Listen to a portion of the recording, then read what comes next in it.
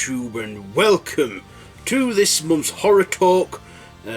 I'm Random Ross, and as it is Freaky Future Month throughout June on my channel, I thought I would do a horror franchise that takes place in the future mostly, and it's, well, science fiction-y, and this is it, the Alien franchise. Now, I did do a discussion of this a couple years ago when I started doing Horror Talk. In fact, it was the first ever Horror Talk I did, which was on the Alien films. But, a lot's changed since then. We've had another installment out, and this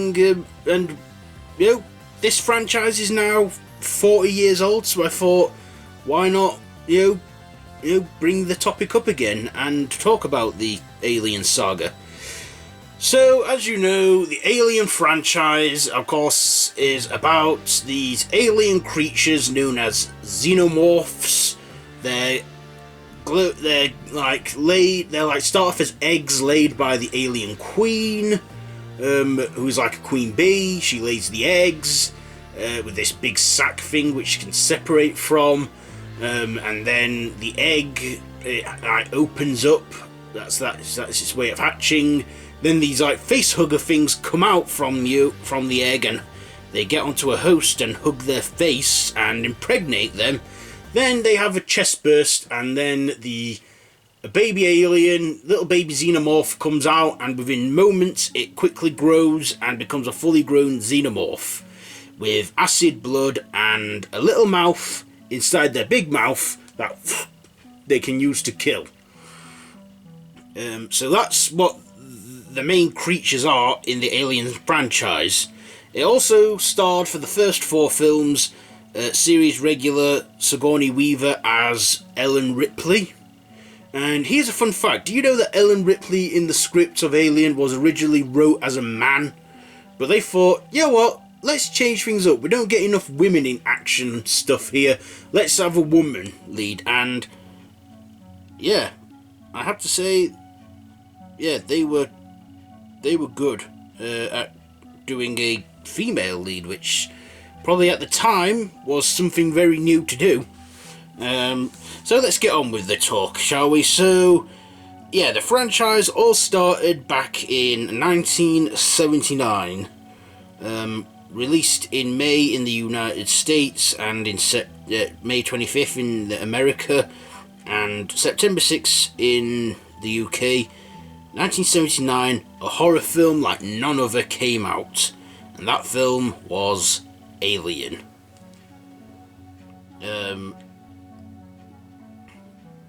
And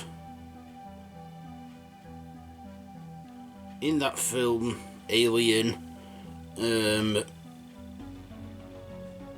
it was about some space crew answering some distress call, and they find themselves on this desolate planet where there's spaceships and ruins, and one of the team find this strange egg which I've just explained. It hugs him on the face. The character's name is let's find him. It's Kane, played by the late great John Hurt, and he becomes the first ever person to experience, well, the first ever person we see to get the infamous chest burst. And in that scene, a lot of the reactions were real, because director Ridley Scott, told them that there will be blood, but not as much as we got in the scene. So when that scene happens and the blood's everywhere, a lot of those reactions are real. They're not acting, especially one of the actors in this, what's her name? Not Sigourney Weaver. Is it?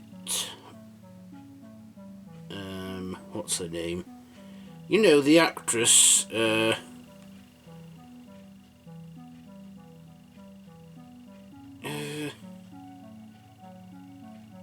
can't find her now on here. She's somewhere.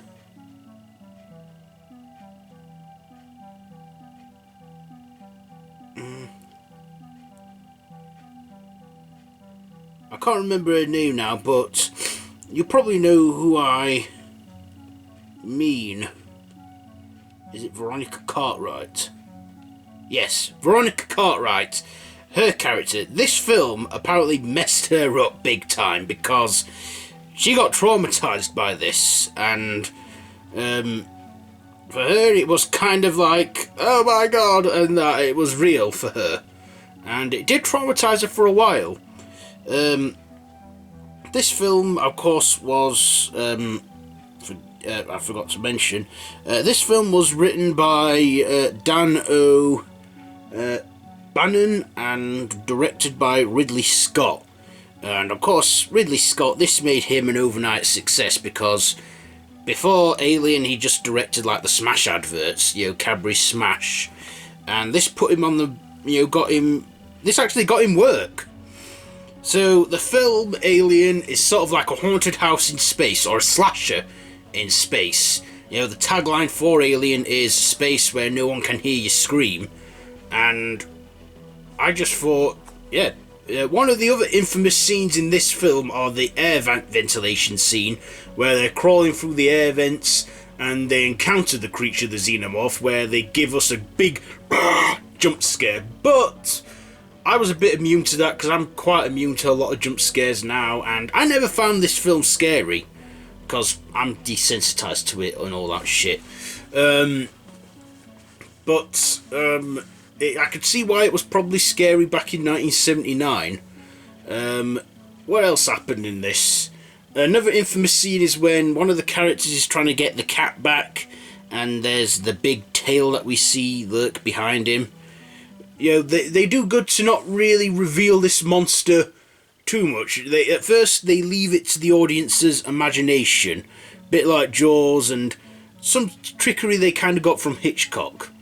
And in the final act we got to see this creature, the xenomorph. 7 foot tall, big head, acid blood, and it wipes out the whole crew except for Ripley and the cat, who survive. Only just when, because Ripley gets onto an escape pod, but discovers that the creature is also on there with her, but then she manages to suck it out by opening the doors, and then she manages to survive and goes into a hibernation pod, and then awakens a lifetime later. She discovers that her daughter is now dead, she grew old and died, and that's when it got to that. And 1979 we got Alien, and about 7 years later in 1986 we got the sequel, Aliens. This time Ridley Scott did not return as the director. This was actually screenplay written by James Cameron and directed by him. And James Cameron, after making a name for himself with the Terminator film and directing one of the sequels of the Piranha series, Piranha 2, they got him to direct this one, and the film of course starred Sigourney Weaver returning as Ellen Ripley. This also had Michael Biehn and Lance Henriksen, actors that James Cameron is familiar with from the Terminator films. Michael Biehn and James Cameron, and also Bill Paxton was in this too, who was also in the first Terminator film briefly. Lance Henriksen plays the character Bishop, who is an android. Well, we find out that he is an android. That's another thing with the Alien films. They have androids in this. Androids that have like white blood. We had an android in the first Alien and that got destroyed. And he was played by... what's his name? No, it's not him. Ian Holm.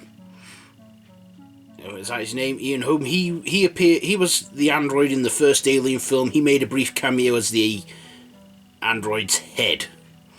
This time, Lance Henriksen was the android in it, Bishop, And this film was called Aliens because there wasn't just one alien, there was a shit ton of them. And also, this introduced us to the Queen alien. So, the first film kind of went from sci-fi horror.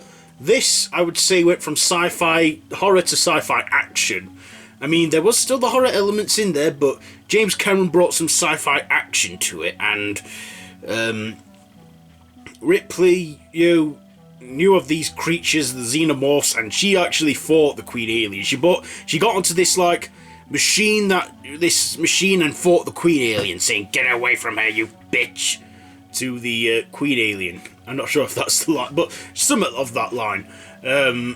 So we got Ellen Ripley kicking ass this time. She went from this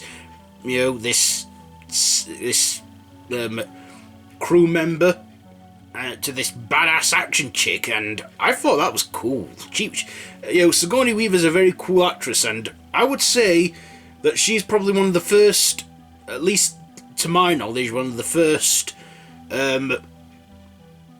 female action heroes. One of them, at least, anyway.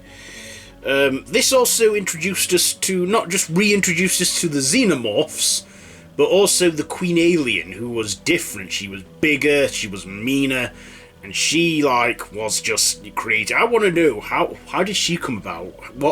Who laid her egg? Maybe we'll find out in the Alien prequels one day. But up to now, I don't know much about the Queen alien's origin. All I know is that she is a badass evil bitch. And these films have all been referenced and parodied throughout pop culture, including a small scene in Spaceballs where John Hurt actually makes a cameo as his character Kane and has the whole chest burst again, saying, "Oh no, not again," which was quite funny. Aliens. People say it was better than the predecessor. I think... it ran on a bit longer than Alien did. It's about 2 hours and 17 minutes long. The first Alien is about just under 2 hours. So Aliens is 20 minutes longer than the first film. Ridley Scott up to now had only just directed the first film. He didn't direct the others, the sequels.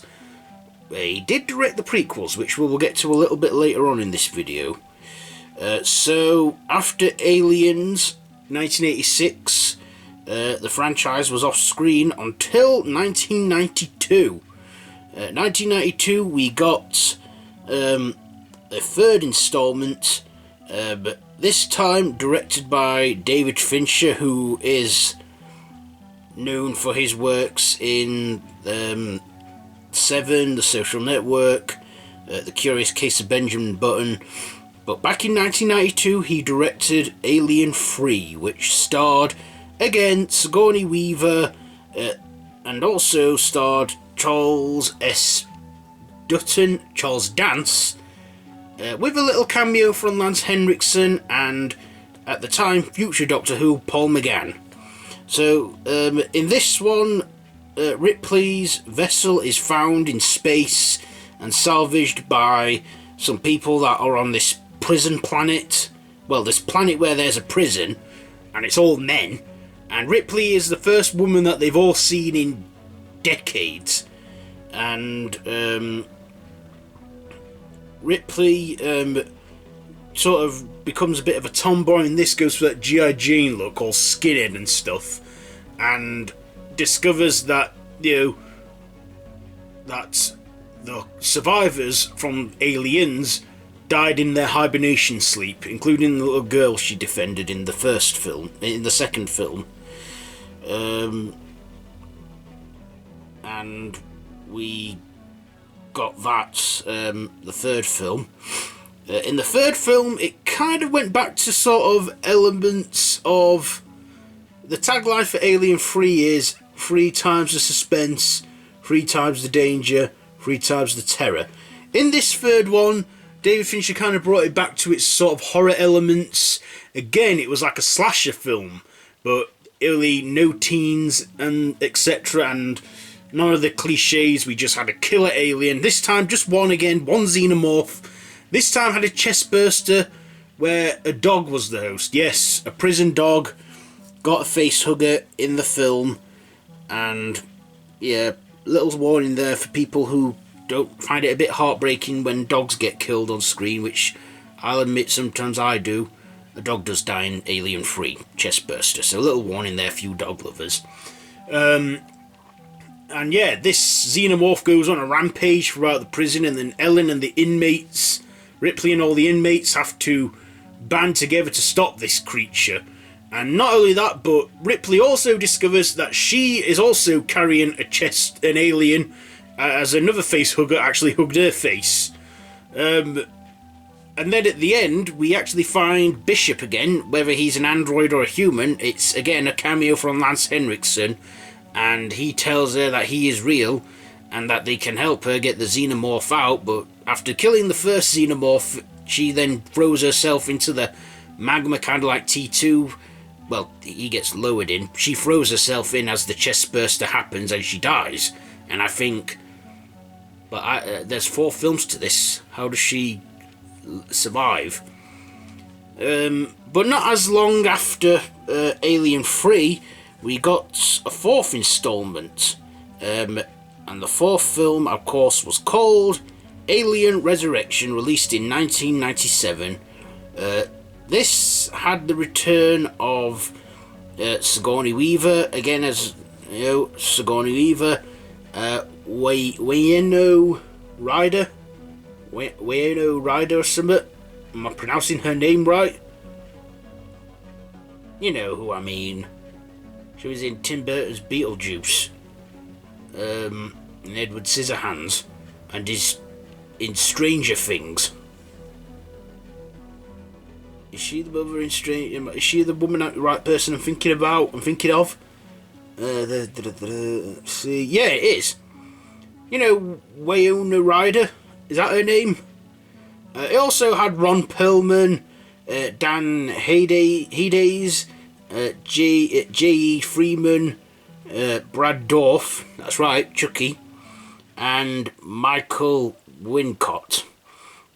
This was written by Joss Whedon. Yes, that's right, Joss Whedon, Buffy the Vampire Slayer, and recent years The Avengers. Not to forget, Joss Whedon also did Firefly and Dollhouse and the Buffy spin-off Angel. And this was directed by Jean Perry Jeunet or something. He's a French director, French filmmaker. And this was the 4th installment in the franchise. This time, Ripley is cloned back to life, and she has the operation to get the xenomorph baby took out of her. For some reason, it happened. The clone gets it. So Ripley gets cloned, and we get the space crew again. We get androids again. We get the whole spaceship thing again. Only this time, Ripley discovers that these people in this lab in space have been performing experiments and making hybrids and stuff and making fucked up aliens. We see the return of the xenomorphs and the Queen Alien. Yes, the Queen Alien is back as well with the egg laying and stuff. We even get like a weird fucked up alien human hybrid that recognises Ripley as its mother, and that gets sucked out at the end. This is the 4th installment, and for the first time ever, we got CGI'd xenomorphs swimming in water, and yeah, this had a good cast. It had a good cast, but to me, isn't the best film in the franchise. It's not the best film in the series. So this is also probably the last in the original series, where with the sequels and that. This Alien Resurrection, from what I know, is the least popular in the series. So yeah, if I ranked these 4 films, I mean, yeah, forgot to mention that, rankings. So, ranking-wise, so far there's 6, 7, 8 installments in the Alien franchise. So, do you know what? I'll do a ranking at the end. Yeah, rank them all up at the end. So, yeah, after 1997, we thought that would be it for the Alien franchise. But there was another sci-fi horror franchise, well, sci-fi horror action franchise called Predator. We had Predator and then Predator 2. In Predator 2, during a scene where Danny Glover is on board the Predator ship, we see a trophy case of skulls. In the trophy case, we see a skull of a xenomorph. And that actually set things in motion for a crossover film that at the time took about 14 years to get made. But in 2004, we got an installment of both the franchises. A sequel to Predator and a prequel to Alien. Or maybe some alternate timeline, I don't know. But in 2004, we got the film Alien vs. Predator, which was written and directed by Paul W.S. Anderson, starring Sana Lahat or something, I can't pronounce her name now. You know, she voices Donna in The Cleveland Show and Family Guy. Also, it starred Rula Brova or something. Lance Henriksen returns in this one. Probably the only one from the Alien franchise to return in the Alien films. And also stars Colin Salmon and Ewan Brannan from Trainspotting.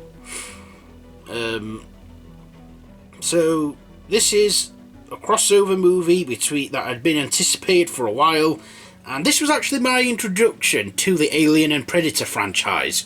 I mean, I knew of the film series Predator, I knew of the film series Alien, but this was the first time I actually was old enough to watch these films, and I just think, I was like, wow, I loved it. This was actually a worldwide box office hit.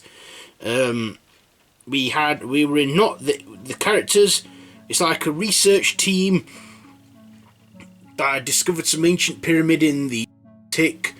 Go there.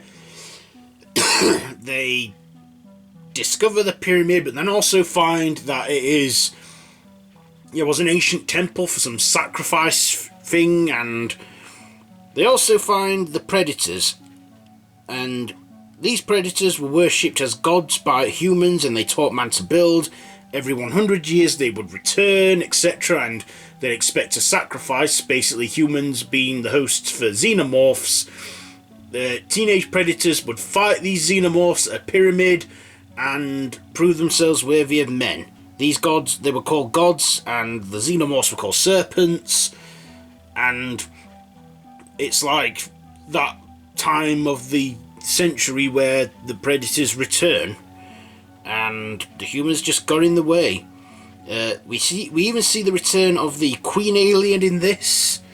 And also, who wins? Who wins the fight in Alien vs. Predator? I like to say the Predators, because even though all the 3 Predators that come down die, the Predator ship comes to take the body of the last Predator, and the film ends there. So in the film, which happened off screen, there was a facehugger that went up to a Predator. Now, we never knew if the facehugger actually hugged the Predator, but clearly it did. And at the end, the Predator had a chest burst of what looked like an Alien-Predator hybrid. And for about 4 years, we were left... 3 years. Alien vs. Predator came out in 2004. For 3 years, we were wondering what's going to happen next. And in 2007, we got a sequel to Alien vs. Predator, Alien vs. Predator Requiem, where this time the fight went out onto a small town, and there was an alien xenomorph predator hybrid. This was directed by the brothers Stroud. I can't pronounce their names. And this was written by Sean Salerno or whatever. This starred Stephen Rapassel or whatever. It didn't have any actors that I'm familiar with, other than Sam Bullock from True Blood and Nora Sargent from The US Being Human. So in this, the vessel which carried the body of the Predator, came, crash landed, and the xenomorphs got out. They were rampaging through the town along with this alien predator hybrid. And the predator was, and we had one predator that actually came down to clean up the mess. So the predator the predator actually had a name. Let's see if I can find it on here. The predator, I can't find it. Hang on. Predator, what's the predator's name? I knew the predator had a name in it.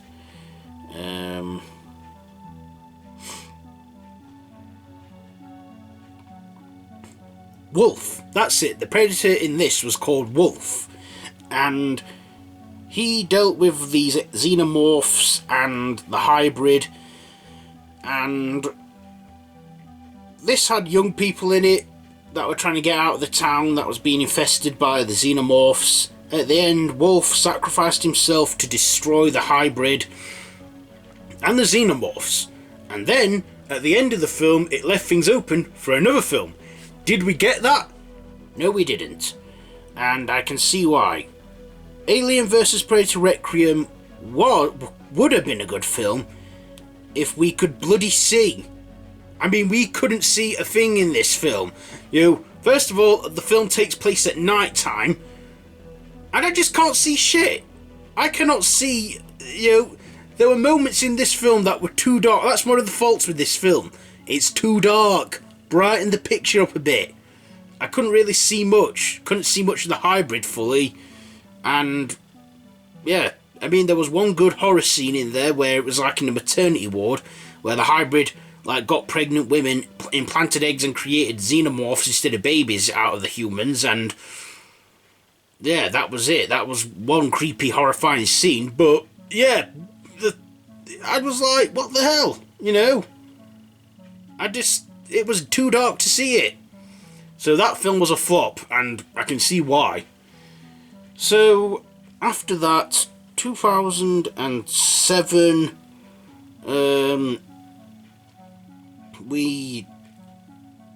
the franchise was then revived. In 2012, we were given a prequel, Prometheus. So, basically, Greek mythology, the Titan Prometheus believed man and God should live equally, and that's why they called the ship Prometheus, because in Prometheus, these scientists, a scientist named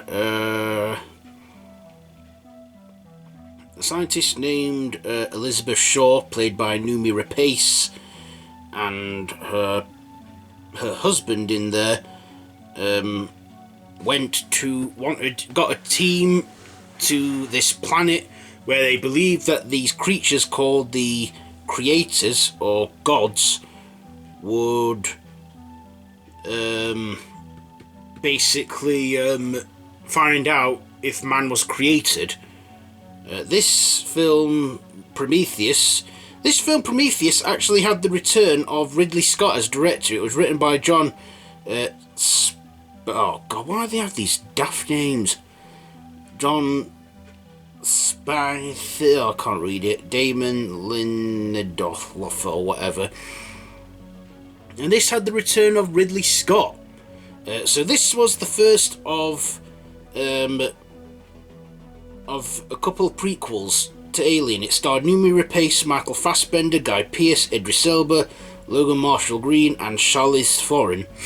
And in this, they want to find out why humans are around. So they thought if they find these engineers, which are big, tall aliens, pretty much like the ones from Easter Island, they'll get an answer.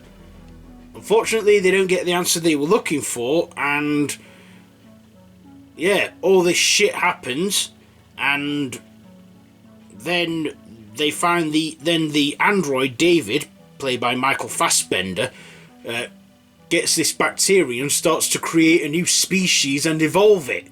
So he plays God. He creates these creatures. He thinks man made him. He wants to make his own creatures. So he does.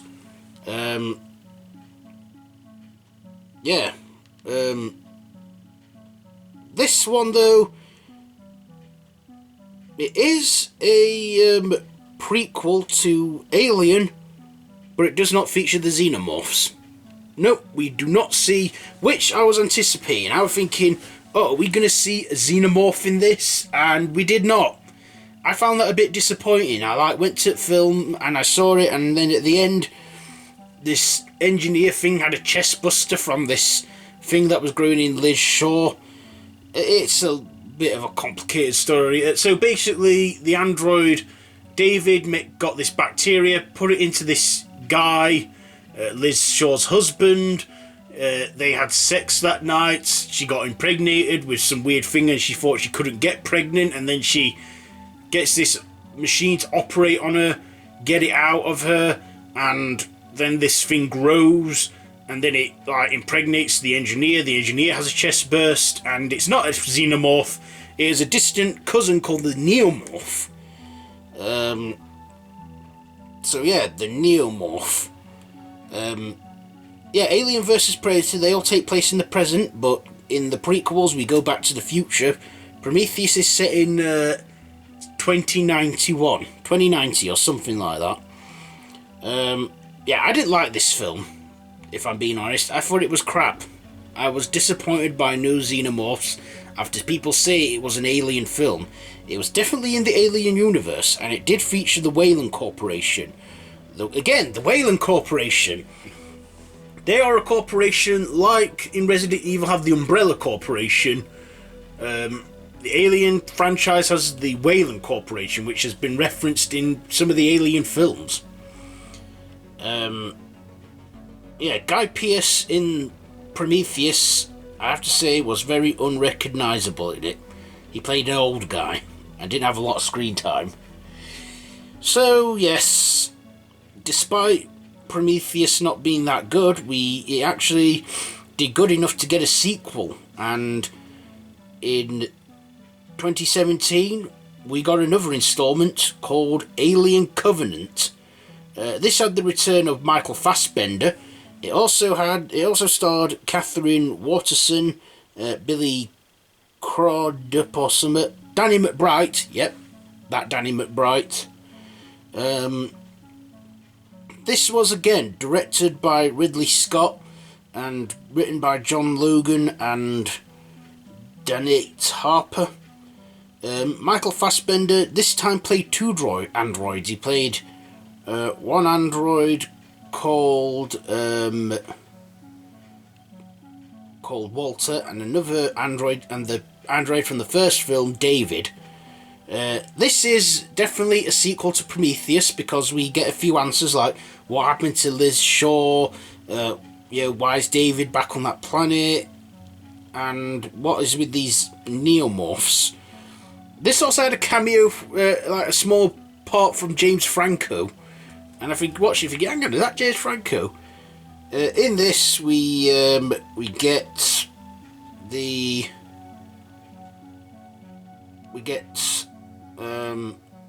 these creatures called the neomorphs, which are like the xenomorphs but white and stand up more right. But in this we finally get to see the xenomorph. Of course, this film got marketed by having the xenomorph feature as a big part in the trailer, but wasn't necessarily a massive part in the film. I have to say, we only get to see the xenomorph in the final act when they leave the planet, because this is like a colony ship that's looking for a new planet to inhabit on. And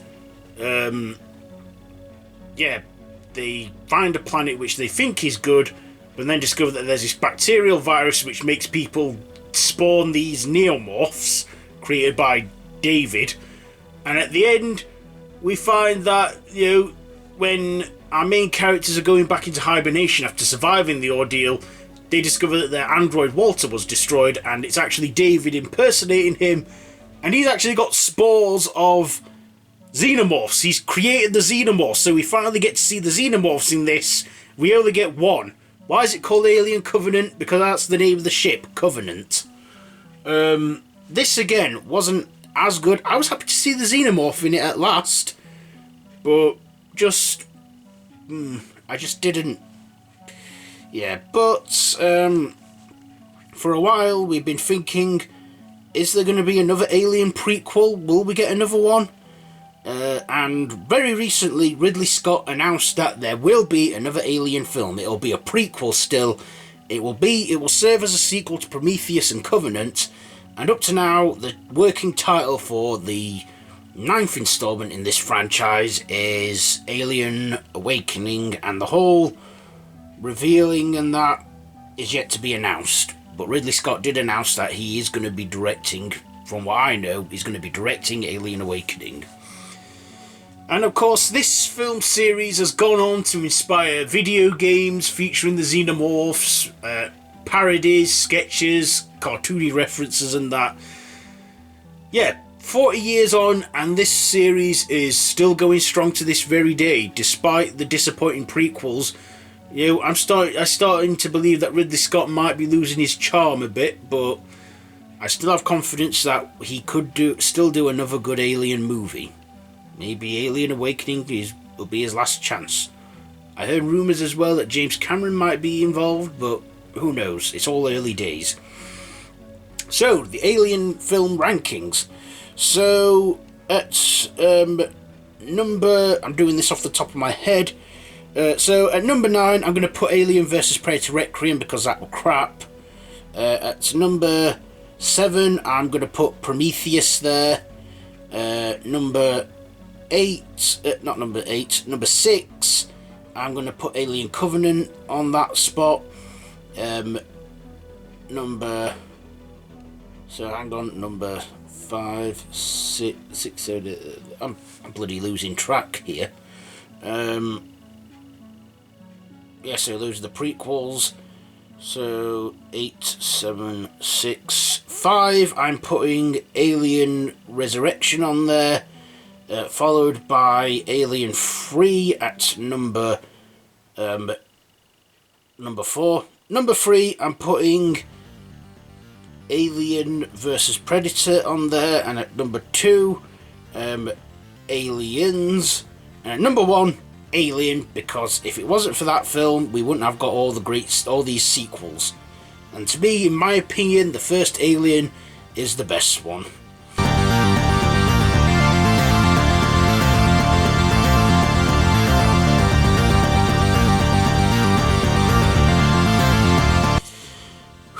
So there we go. That is this month's Horror Talk as part of Freaky Future Month. This has been a long video as always, but if you watched it to the end, then great. I'm grateful. You probably heard me waffle on for God knows how long, but you made it to the end. Good on you. And I'd like to thank you for watching. So, yeah, that is it for this month's Horror Talk on the Alien franchise. What do you think to this series? Do you like it? Do you hate it? Let me know down in the comments below. If you like this video, be sure to give it a big thumbs up. Don't forget to share with your friends. Don't forget to subscribe to the channel if you haven't already. And hit that notification bell, please. It does a lot for my channel. And I'll be thankful to you. And yeah, all my social media links are linked down below in the description. So that's it for this month's Horror Talk. So next month I will be talking about something else in horror for Horror Talk. Don't know what yet because I haven't decided, but I'll probably discuss something anyway. that's it for this one. So, yeah, until next time, don't have nightmares.